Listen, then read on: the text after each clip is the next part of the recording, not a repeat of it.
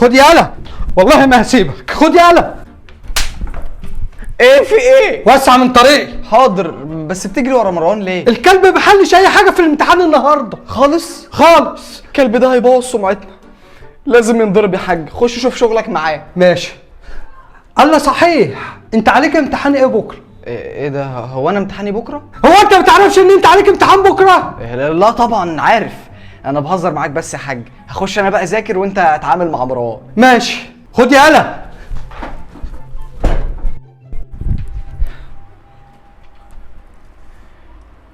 الو، ايه يا اسطى؟ هو انت كنت تعرف ان احنا ورانا امتحان بكره وما قلتليش؟ وربنا ما اعرف غير منك دلوقتي. طب هنعمل ايه؟ احنا ما فتحناش كتاب من اول السنه. ما تقلقش، انا عندي الحل.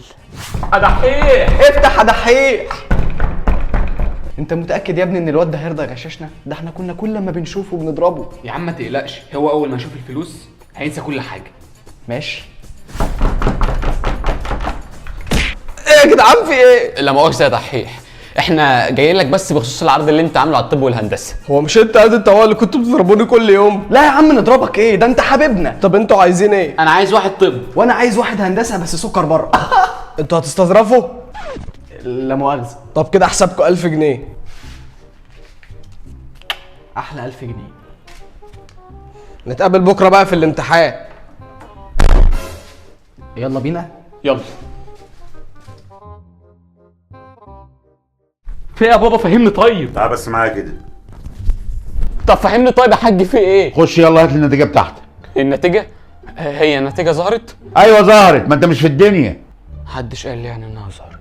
طب انت عرفت ازاي يا حاج؟ واحد صاحبي هو اللي قال لي، وقال لي ابنه كمان جاب 96%. 96؟ 96. ده انا حتى كمان قلت له ان ال 96 دول ما اكلوش عيش، وقلت له ان انت مقفل. مقفل؟ ان شاء الله. طب يلا خش هات النتيجه. حاضر.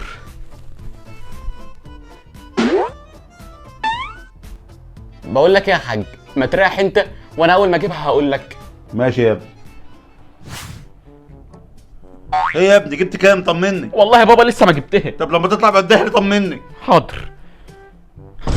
كام؟ خير يا ابني ظهرت؟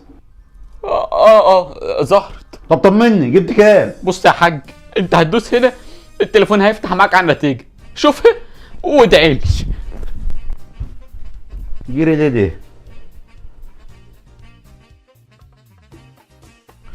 صفر. انت هتعمل ايه؟ استهدى بالله بس يا حاج، اللي انت بتفكر فيه ده مش حلو خالص.